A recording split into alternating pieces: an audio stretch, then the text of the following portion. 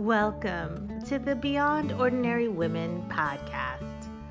Every 2 weeks, we post podcast versions of one of our free training videos, or you can access our videos now at beyondordinarywomen.org. Enjoy the podcast. Welcome to the Beyond Ordinary Women Ministries Zoom event entitled Biblical Manhood and Womanhood. I'm your host, Sharifa Stevens, and I am esteemed to be a member of the Beyond Ordinary Women team. Beyond Ordinary Women is purposed to prepare Christian women for leadership. Our website includes videos, podcasts, and articles helpful to anyone growing in leadership. Our website link will be and is already available on your chat screen, beyondordinarywomen.org. Today's topic is biblical manhood and womanhood. Like I said, Dr. Glahn. I would love to give her bio to you, but I also want to say that she's one of my favorite people and a mentor of mine. And the reason why I'm here today is in part because of her profoundly compassionate tutelage. Gotta say that. Dr. Sandra Glahn is a professor of media arts and worship at Dallas Theological Seminary, where she earned her master's degree. Her PhD is in aesthetic studies from the University of Texas at Dallas, where one of her exam fields was the history of ideas about gender.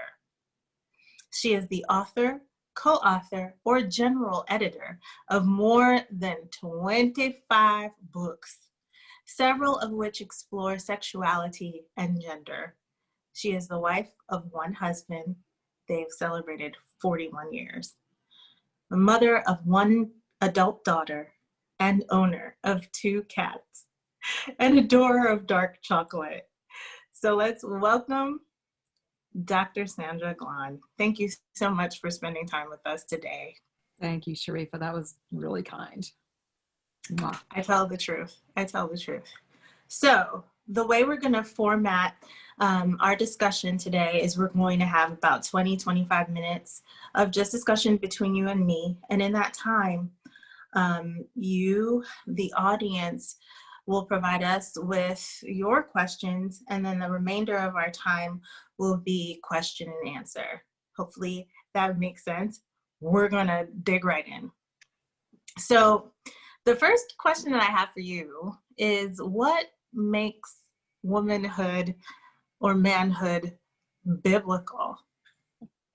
Yeah, that's a really great question, because even how we frame the question can have very different results. For example, if we look at sex-specific commands or role-specific commands, let's say we just only look at commands to wives and the word submit stands out. If we extrapolate that to be for all women and then conclude that that's what women were made for, then we get to a very different conclusion than if we go back to Genesis 1 and say, first of all, what is gender? And then what are the commands given us? What were we created for? So gender has to be differentiated from sex. So synonyms for sex are male and female, but synonyms for gender are masculine and feminine. And masculinity and femininity is the social outworking of our embodiment as male and female. So, but that's going to... You might have to back up and unpack that a little bit more. So when we say that gender is socially constructed, a lot of times Christians immediately go, whoa, gender is innate. And the two are not in opposition. We recognize that there are brain differences in men and women. There are clearly biological differences in men and women. There are hormonal differences, all of which affect behavior. But what we're saying is masculine and femininity is the social behavior that results from embodiment, okay?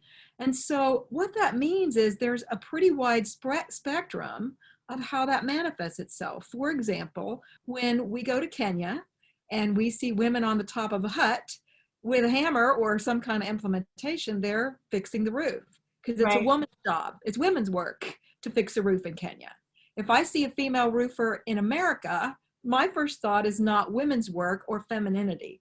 Okay. And that's what we mean by saying it's socially constructed, in that it looks very different in different places. And so if we're looking at the Bible, instead of saying, how do men or women act? Because, well, let's just take that a minute. Let's say if we go to the Bible and say, how do men and women act? We can say, well, in the book of Acts, it's the men serving the widows. Therefore, serving tables must be men's work. Or you could go to Proverbs 31, and instead of going straight to the domestic stuff, we could go straight to she's buying and selling property.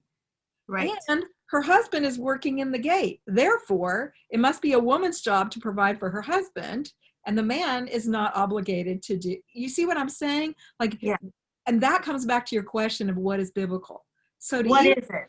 What is it? To even approach that question, we have to talk about, how do you read literature, right? Yeah. Because what I just did, you can make the Bible say anything, right? Yeah. If you just pick and choose the verses you want with men or women doing certain things, you can make it say anything. So we're looking at how are words used. If I picked up a copy of, let's go to John Grisham, The Firm, and I open it up and I go, where should I go for Christmas vacation? And my finger falls on Memphis.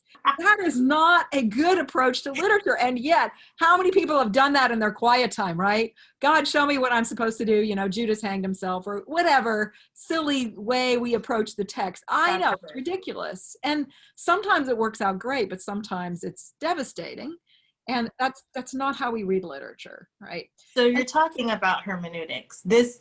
Bingo. In order to understand what is biblical manhood and womanhood, you really have to talk about how you approach the Bible as a whole to talk about manhood and womanhood specifically. Exactly. And hermeneutics is the fancy 4-syllable word that we can totally comprehend. It's basically the science of how do we do literature, and particularly biblical literature. So the first question then to say, if masculinity and femininity, or manhood and womanhood, is rooted in our embodiment, what are the first actions God calls man and woman to do? Be fruitful and multiply, fill the earth. Okay. And they have to have each other to do that. They have to do that together. And the idea of filling the earth, we don't just find that in Genesis. Again, in our hermeneutics, we look at the whole picture. And we don't just have Genesis. And the garden isn't the whole picture. Because in the garden, you don't have a world that's populated with men and women. But in the eschaton of the kingdom, we do. And God wants, his command is for us to fill the earth. Why? So it's filled with his glory. And it's filled with worshipers from every tribe and tongue and nation. It's got beautiful diversity. We see massive diversity in the plant and animal kingdom, but we don't see it in humanity until humans populate the earth. And so the first thing that's manly and womanly, according to God, is to fill the earth and subdue it. Okay? Manage it, fill it. And the other thing that we have to look at is, when we look at the whole picture of what are men and women called to do and called to be, we have to factor in that the law of Moses only gives us training wheels, but it's not the ideal. It's to point us to the ideal. And then at the cross, But how do you determine? Okay, see, you're going 100 miles an hour. Okay, let's go down. So we're gonna go about 30 miles an hour, just because you're bringing up some really key points. We have to understand the difference between training wheels and the ideal. What is the ideal? Okay. Right. When you talk about the Garden of Eden, and the first imperatives to the first man and woman, they are not distinguished. They are both supposed to be fruitful and multiply and fill the earth and subdue it. When did the distinctions come? And those are two questions I have. Yeah. So great questions. What is the ideal? What does Jesus say the law boils down to? It's love God, love your neighbor. And the whole law is designed to give us some guidelines for how you do that. You don't murder, you don't cheat, you don't lie about people. And then you get a lot of super specific laws, but what about this? What about that? But the danger that happens is if we look back at the law, for example, and we see an all-male priesthood, we can think that's the ideal. But even before there was an all-male priesthood, there was God saying, I'll make you a kingdom of priests. I will make a kingdom. Why? That's not the end result. Then when we get to the New Testament, we see Peter saying, a priesthood of all believers. That's it was a male thing in Exodus, etc., in the law, but it's not in the church. And in the eschaton, in Revelation, it talks about us being priests to our God, all of us. And so the first thing I think we have to do is try to strip down how much are we making this about men or women when it's about us embodied as men or women. And what I mean by that is a man as a priest is going to look different from a woman priest, but that doesn't mean they're choosing to act like a man or a woman. They can't help themselves, okay? So our focus should not be studying gender difference. Let's find all the science and social history that's interesting, but not so that we can conform to it. What are we supposed to conform to? Jesus Christ. Yeah. And so we can get totally our focus off by trying to figure out, oh, well, if women tend to be more nurturing, I guess the ideal is for women to be nurturing. Therefore, men don't really have to nurture. That's a woman's job, which is silly. Or you could say being gentle is a woman's job because more women by studies are gentle. Yes. See how off base that gets? Because the fruit of the Spirit is gentleness. And so while all these studies about gender are really interesting and fascinating, and they're full of revelation, they're full of God made the world, they're not the ideal that we're supposed to pursue. What we're supposed to pursue is being like Christ, becoming so I would say biblical manhood and womanhood is embodying joy, peace, patience, goodness, faithfulness, gentleness, self-control, kindness in a female body or an intersex body, like the body that God has given you.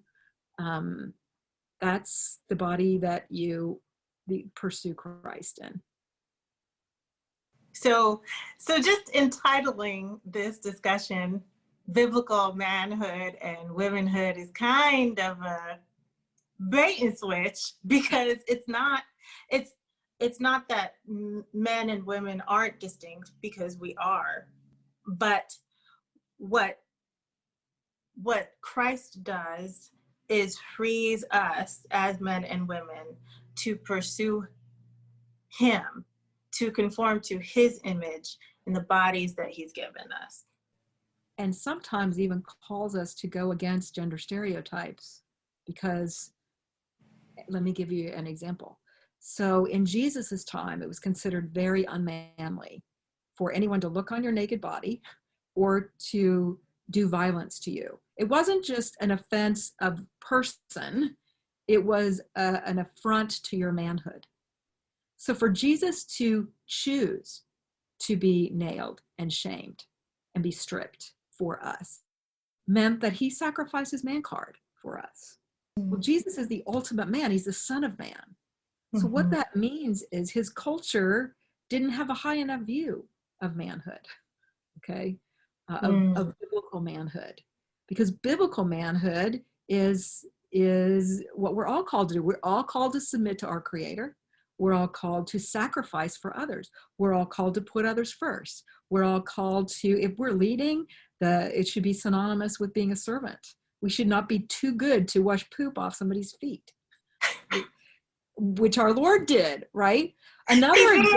He did. Another example is in Paul's day, it was super manly to be a citizen. Not that you could do, much about it. I mean, you could buy your citizenship, some of you could, but, usually you're born with it.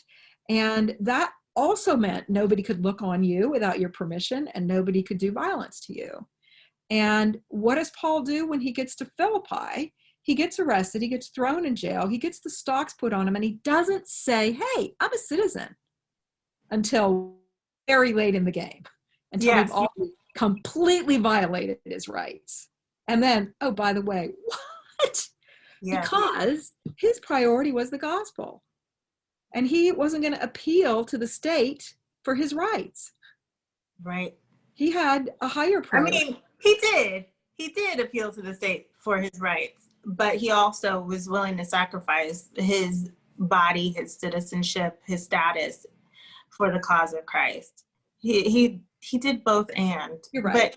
But Good qualification there. no problem. I would like, because this conversation is a confluence of both sex and gender, I would really appreciate if you could define the distinctions between sex and gender. So sex is our embodiment. It's male, female, it's biological, it's chemical, it's hormonal, it's all the things that are part of the physical world and physiological. Gender is how we act as a result of our embodiment. It's acting out, it's being social as a result of those things. So gender is something, it sounds like, that also interacts with the surrounding society. Absolutely. So even how we dress, though, for example, pink is considered a feminine color in America. In ancient Rome, yellow was the color for women. When I met a pastor who was wearing a pastel pink watch in Kenya, we had him over for a pastor's conference. And at the end of the day, he said, "Can you tell me why everybody is staring at this in a weird way?" Well, probably. I mean, he had this very dark-skinned man with this really big pink pastel watch. And so we're explaining that this is generally connected with being female. And he basically said, "That's the stupidest thing I've ever heard." And we said, "You don't have associations with color?" And he said, "No, it's just a beautiful color in my world." So that's what I mean by it being socially constructed. There are lots of things we do that are socially constructed. If I pull out a cake and put candles on it, that means something very different here than it means elsewhere. So, but some of these things are learned. So then I wouldn't bring that cake out on Boss's Day with candles all over it. Right. It wouldn't fit them up. There's nothing wrong with it. It just doesn't fit people's understanding of what those things mean. In that case, how can our hermeneutic, the way we read scripture, not have those? Do we just need to make peace with the fact that when we are looking at the text as 20th, 21st century people who have a specific geographical location, we're going to bring our social locations to the text? How do we get to the place where we can look at the text and look at it with our social location and still be able to rightly divide it and to apply it in a way that brings honor to God and flourishing to God's people? Is that a long question or what? I'm so sorry. That's the question we should be asking ourselves. So we all bring our backgrounds to the text, but that's a beautiful thing. I mean, it's part of every tribe and nation that God loves. You know, the creation mandate in the garden was just the beginning, but you see a huge shift in the life of Jesus and John the Baptist and Paul and the early virgins in the church. Like there's a shift from biological multiplication to, in the eschaton, we're not even going to be married and multiply, right? Right. There's a shift that happens with Jesus Christ that is much, and the multiplication is make disciples, which again, we all do, but we do it very differently. And some of how we do it is we do study culture. Paul's a great example on Mars Hill. So if you go to Mars Hill, and you can still go today to where he stood, and when I was there, I was really surprised to discover that the backdrop of where he was standing, he was literally looking at the Parthenon. Like it's just right in his eye view. And when you look down there still, and what's the significance of that? What's the significance of him looking at the part that... And he looks around, and you expect Paul to go, y'all are believing a lot of falsehood. There is so much falsehood. There are demons here. That's not what he does. He said, I perceive that you're really religious. It's like he finds that Venn diagram to see something good. He quotes their own poets. Mm-hmm. And he says, and you have an altar there to somebody you don't know. Let me tell you who he is. So some of it is we bring our cultural understanding, our embodiment, the lives that we have, the stories that we have, and those are God's stories that he's telling through us. They're a beautiful thing. The challenge that happens for us is that when we focus on conforming to the wrong thing, if we focus on conforming the culture just to be winsome, sometimes we can go too far and we lose our gospel witness just because we just look like the culture. And sometimes we're called to be cultural, and sometimes we're called to draw that Venn diagram and find the place. And all of that requires wisdom from the Holy Spirit to know, who am I supposed to be? And with some you're going to focus on this, and some you're going to do the opposite. So I think it might be worth backing up and addressing a little bit of the gender confusion that happens today, which is totally legit. And what I mean by that is, so often in a Christian context, when we talk about manhood and womanhood, what gets quoted is the verse out of the garden, which is he made them male and female. Yes. But he makes them male, female, and eunuch post-fall. Okay. And Jesus talks about some are born eunuchs. And we know that born with XXY chromosomes. And, we know about 2,500 to 4,500 Americans a year are born intersex. And so what that means is that there isn't just male and female. And right. So is everyone made in the image of God? Yes, they are. But it's more complicated than just male and female as it was in the garden. Yes. I'm not sure how you would define eunuch, or if you use the term eunuch synonymously with intersex. Yeah. We're kind of getting into more technical terminology on the one hand, and then using the biblical language in the other. So I just want to be clear in terms. Good qualification.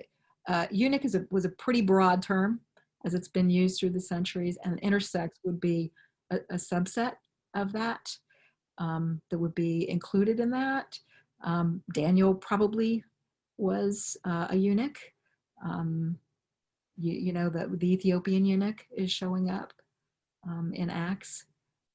And eunuchs, my understanding of eunuchs is that they were castrated males, which I don't know if that. So that's one definition of eunuch that I am familiar with. And then intersex, we're talking about individuals who have both male and female genitalia. Is that correct? And there's a spectrum of that. But so Jesus gave 3 categories, right? Some are born eunuchs, some are made eunuchs, which would be castration. Some make themselves eunuchs, and that could either be castrate themselves, or it could be just they commit to celibacy for the kingdom, as if they couldn't reproduce or be married or whatever. And so again, the eunuch has a pretty broad meaning. Right. The Lord uses it. But the fact that the Lord acknowledges this sexual minority, I think, is really important. And the reason I bring it up is because this is an area where we are lacking humility and empathy in this conversation very often. Okay. Talk about that.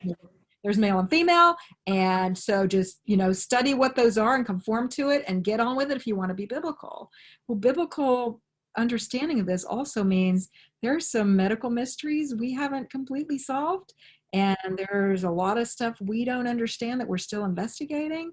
And instead of being that person that quotes that Bible verse from the garden, maybe we should be the one that quotes Jesus in acknowledging that we don't know everything, and we need to have empathy. Here, the Ethiopian eunuch is thrilled as he's reading Isaiah, because Isaiah, it's coming in a section that talks about, don't let the eunuch say I'm a dry reed. Basically, I'm Right. worthless. If you obey my Sabbath, like if you love me, I'll make you a name that's better than children. And that's a gendered concern that he has about his body and the outworking of his body. And God is saying your behavior, again, should be focused on who you are. The conformity of loving God, loving what God values, that's what's going to give you a place and a reward. And so, again, it wasn't go back and study being a eunuch. It was, you're made in God's image, and there's a promise for you if, and then it's connected with behavior, and the behavior has to do with holiness. Yes. It has to do with worship and the pursuit of God, which is very, very much the call, the commissioning for both men and women. The outworking of that, and then I'll start to take questions. If I see one question so far, two questions so far, but before we get to that, personally, I feel like the biblical manhood and womanhood have been,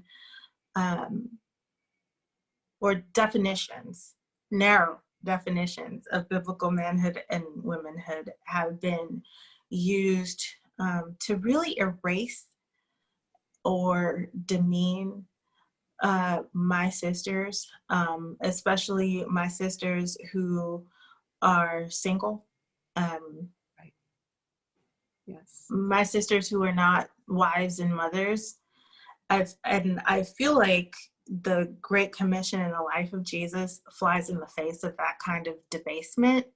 But we've really done a great job of marginalizing some of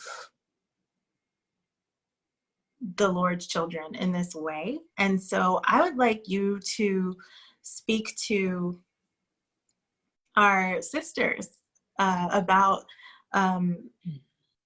their value and what that means for them as followers of Jesus, what that means for them as valued members of churches, parachurch ministries, wherever they are. Can you speak to that? So a lot of this really comes out of my own journey.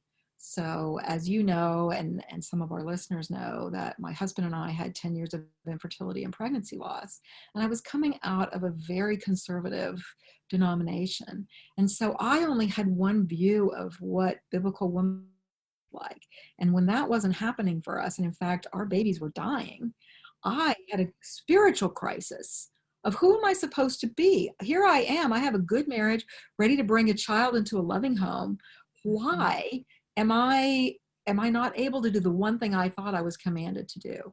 And that wired me to go back to the text and say, how much of what I picked up was Southern culture? How much of this was Christian bubble?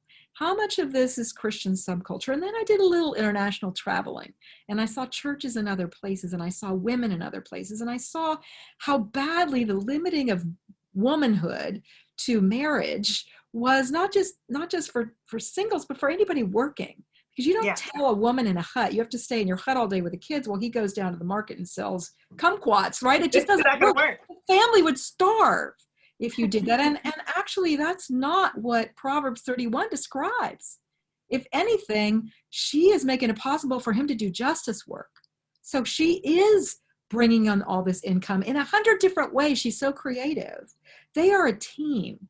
And so what I realized had happened to me was that I had been seeking to conform to a view that I've been taught of biblical womanhood, but was not nearly big enough for the God that we worship. God's design and desire for me was to be all that he had created me to be. And that meant for me to flourish. And if I couldn't flourish as a mom, that didn't mean plan B. It meant, let's find what plan A was. It was the plan B, that was in my head, right? Yes. Obviously, this is God's plan A for me. So even though infertility wasn't part of the garden, so it's a result of the fall, it didn't mean I'd sinned. But it did mean that for me to find how I was going to flourish, I needed to stop fixating on babies and figure out who I was made to be and what I was made to be and what would glorify God. Part of that, Sharifa, was also going back to church history and finding out that, in the Reformation, we emptied the nunneries. But before that, there was 1,500 years of single being better than married. So we swung the pendulum the other way. But the whole idea of the church had this focus of, look, if we're going to be single in the eschaton, let's just go ahead now and be fully devoted to Christ. And what that meant for women was that if you're in a nunnery, you get to learn how to read, which you don't probably if you're going to be a mom. Like, it's either or, it's not both and especially pre-printing press. But the rich life of the mind is really only something that women have as part of life dedicated to God and vocationally. But we lost, with the Reformation, one of the things that we lost as Protestants was a vocation where singles could be supported and not wonder where their income is coming from. They could just serve Jesus, serve the poor, care for the needs of the world, and not be fixated on how am I going to eat and how am I going to retire and who's going to support me when I retire if I don't have children. The church covered all that.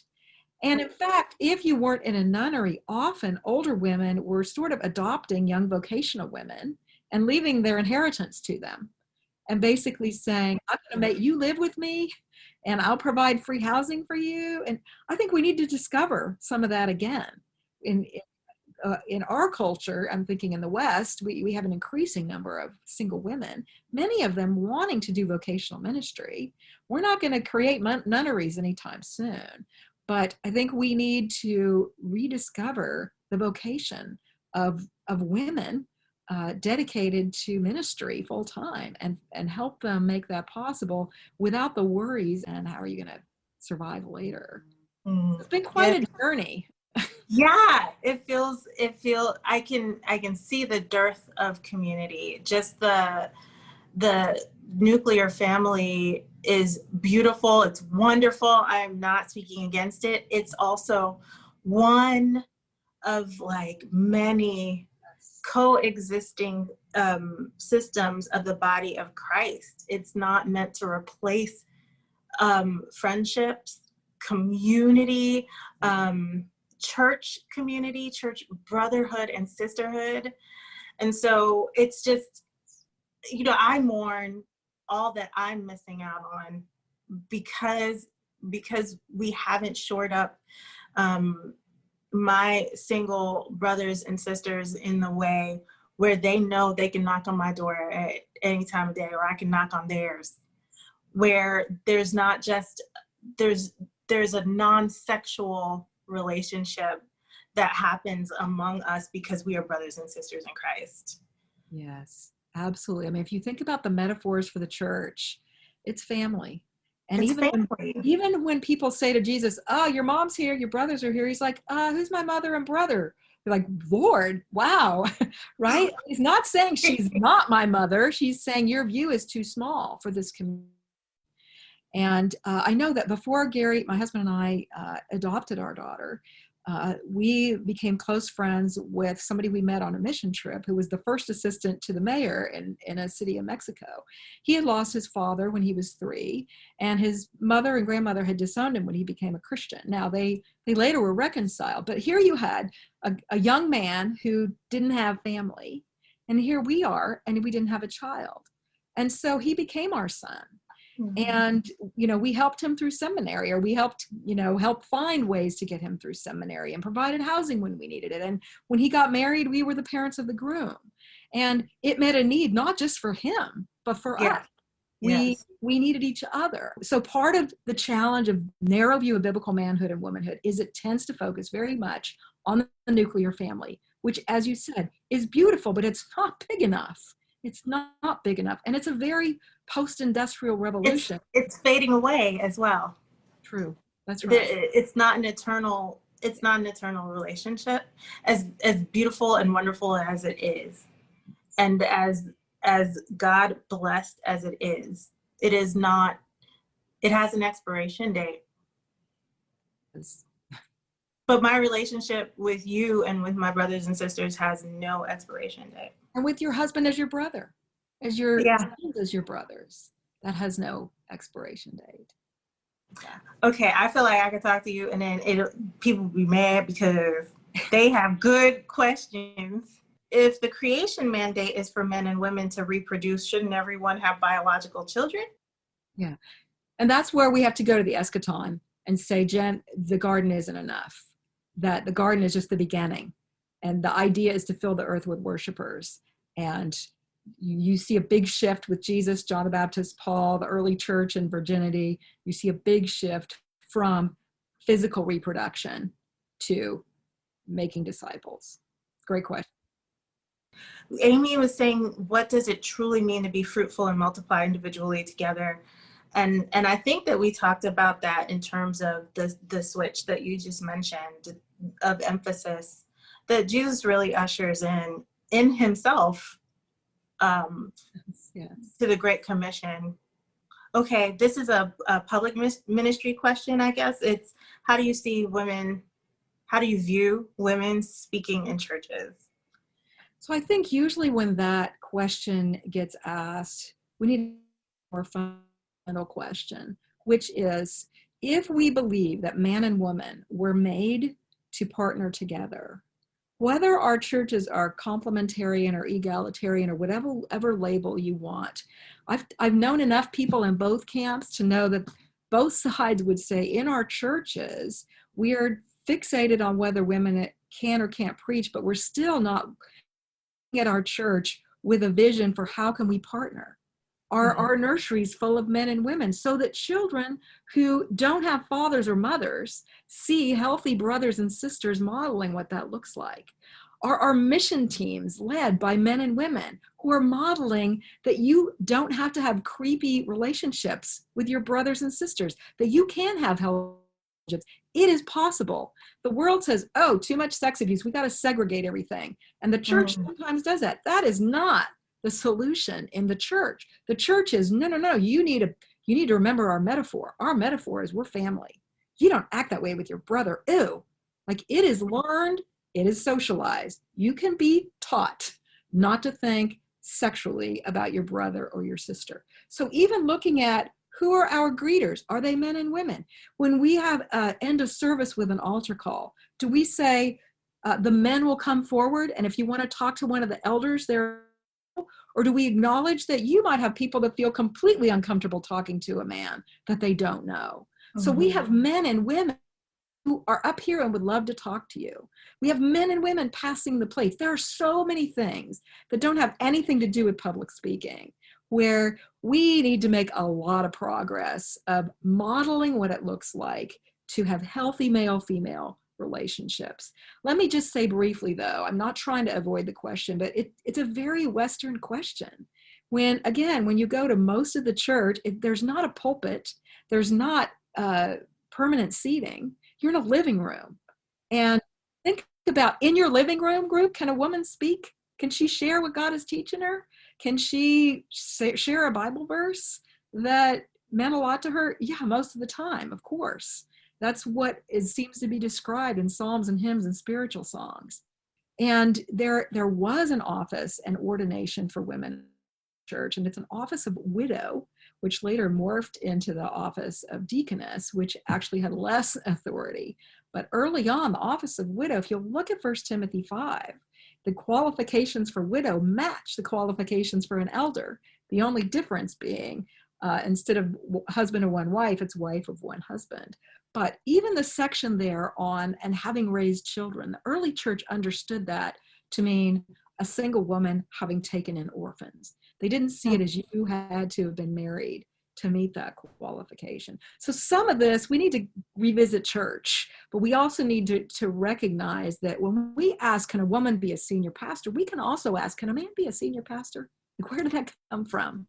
And what I'm really fascinated by is what the common denominator in the universal church is in the global church, because I feel like that that is number one, why we should not be thinking about church in isolation and worship in isolation. It's also why we should be in constant consultation and conversation with our brothers and sisters all over the world, because we might find where our churches are more a reflection of our society than of the God that we serve. From dead Christians and live Christians. We need people from every nation where there are Christians speaking to this conversation.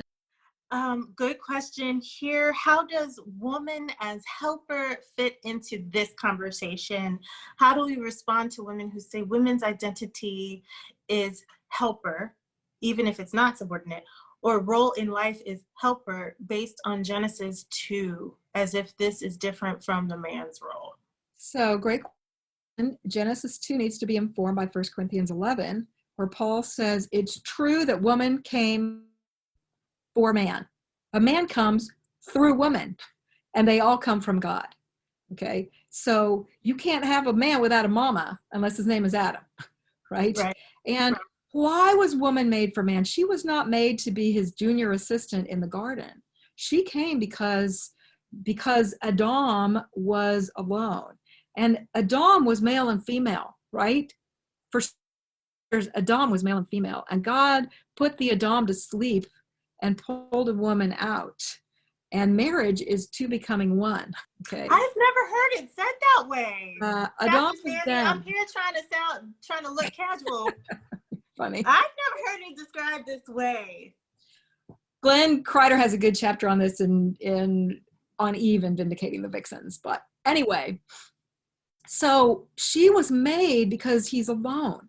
And if you want a fiction, great example of this is Frankenstein, interestingly enough. The chapter on what it's like to be the only one of your kind and how lonely that is just brilliantly handled in fiction that way. But so the Adam is alone after seeing F got a partner and the buffalo got a partner. There's nobody for me.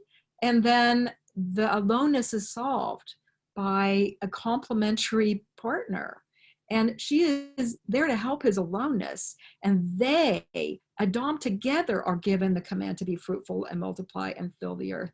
We get this idea that she's supposed to fill the earth with babies and he's supposed to do work.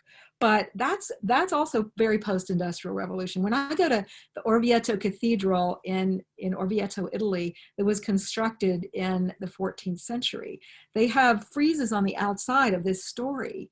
And they don't have Eve holding a baby. They have Eve holding a hoe, Adam holding a hoe, and Eve holding a spindle for making wool. They perceived that Eve got a double curse. She was affected by the ground and the pain in childbirth. And if you think of how many women have worked the ground and are still working the ground, the curse didn't just affect men's work. But again, in a post-industrial revolutionary society where the ideal is mom's at home while dad's in the factory, then he's work, she's babies. But that's a very Western late construct. It's really interesting, especially because you don't see Adama, you don't see the man and woman with babies until after the fall. Not that babies are after the fall Right. thing, but like, because they're not. But like, ain't no babies in Eden, right? So why would that be so presumed? You know? Also, this is a whole other thing, but you can talk about what helper means, because helper it hits different. Yeah, good point. So we tend to think hamburger helper, plumber's helper, junior, it's very subordinate. But how many times do we say, God help me? When we pray to God help me, we are not saying, you're my junior flunky taking orders from me. You're big and powerful and skilled and I need your help. And that's the idea of helper here. Helper can mean somebody who's your assistant, but that's never how it's used by Moses, or it's never how it's used in Genesis. It's never how it's used in the Old Testament. Most of the time, all but 2 times, it's God coming to help. I lift up my eyes to the hills. Where does my help come from? My Azer is the Lord. So when the translators of the Septuagint came along, and those were the folks who took the Bible from Hebrew into Greek. And so as they're translating, that gives us some insight into how the Hebrews thought about these words. They chose a word for help that was used, it was contemporary for their time. The surgeon who needed a skilled helper in a surgery in an area of expertise he didn't have. Okay. The skilled helper in an area of expertise he doesn't have. That's the idea of woman is a strong ally. She is not behind him on the battle. She's up there with her shield on the battle, ready to take it on with him. And, in Ephesians 6, who puts on their armor? That's not men. It's Christians. Right? We're in a battle too. And to think that men should just go off in battle and we stay home and, do nothing, that's just, none of those metaphors appear to be what the biblical authors had in mind. And then if you look at how do the women help Paul? Well, Romans 16. I got coworkers, and Rufus's mom is like a mom to me, tell her hi. And, you, Syntyche and Philippi, we tend to say, yeah, they weren't getting along, and we Paul called them his co-workers. Sign me up to be called Paul's co-worker. So yeah, even the word helper as a flunky subordinate is a completely wrong understanding of what the biblical author had in mind there, based on his use of the word elsewhere. Yes, and that's where hermeneutics really matter. A little word study there helps. Word studies do help, and they help you to cut through some of your own personal biases. So, yes. The question is, what books, resources are there that teach boys and girls and adults that not every opposite sex relationship has to be sexual or lead to a romantic relationship? My stronger recommendation would let them see it at least once a week at church. Figure out ways to get men and women in your Sunday school classes, men and women in your youth groups, modeling healthy relationships, affirming one another. Not afraid to say, oh, I love what you did there. At home, me seeing my father do the laundry, and when we would go to church, my extroverted 2 degrees in engineering father going straight to the dishwasher during a spaghetti dinner. That taught me way more than any book actually would have taught me. It doesn't have to be your biological dad. It can be your church dad. But seeing he's a manly man, he's a camper, or he's whatever is manly, but he's also a sissy man by the world's definition. And he's not ashamed at all. Someone commented, I love this discussion because it feels like the American church is on the cusp of reformation or death. Young people are just not having it, and our pews will be empty in 10 years if we don't address gender, racial inequality, being single versus nuclear family emphasis. To their to their credit, they're recognizing that doesn't look very Jesus-y, right? And calling some of us to, are pretty immersed in the Christian bubble to relook at. Yeah. Thank you to everyone for joining us for today's event.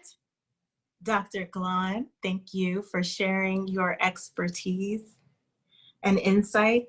And please, I invite you all to look at our website, beyondordinarywomen.org, to browse our many videos, podcasts, and articles designed to prepare Christian leaders. Can you tell us where to find you online? Sure. Aspire, ASPIRE, and the number 2, aspire2.com. You'll see links to books. You'll see all kinds of blog posts / rants.